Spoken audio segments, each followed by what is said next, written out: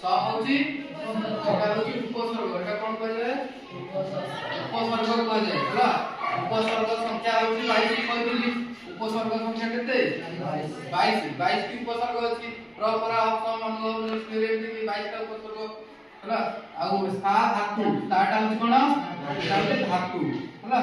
ता होची धातु क्रियार मूल रूप को धातु कहले क्रियार मूल रूप कोन कहले क्रियार मूल रूप को धातु कहले तो ता माने धातु गोटे यक प्रत्यय यक होची प्रत्यय यक का कोन यक का होची गोटे प्रत्यय हला प्रत्यय यक प्रत्यय हला आर अर्थ होची संताप्य माने सोई हला संताप्य माने कोन सोई हला संताप्य माने सोई बा रखी बुझले कि नहीं सोई बा रखी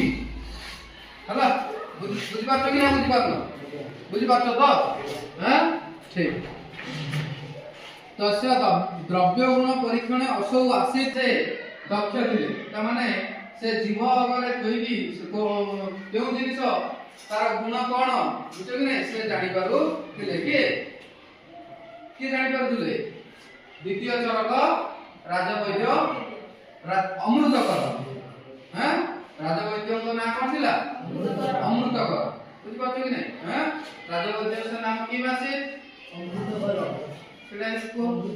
अमृतकर राजवैद्य का नाम होची अमृतकर राजवैद्यस्य रसशाला सहायकत्वेन राजवैद्यंकर रसशाला जोटी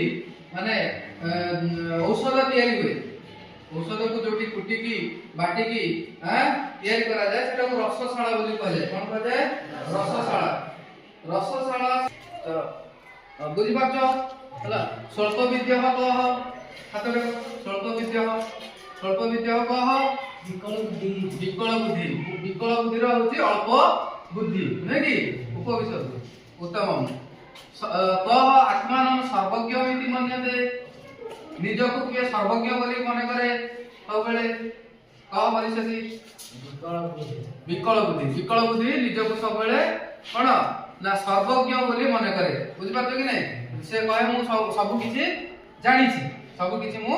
जानि छी बस धन्यवाद।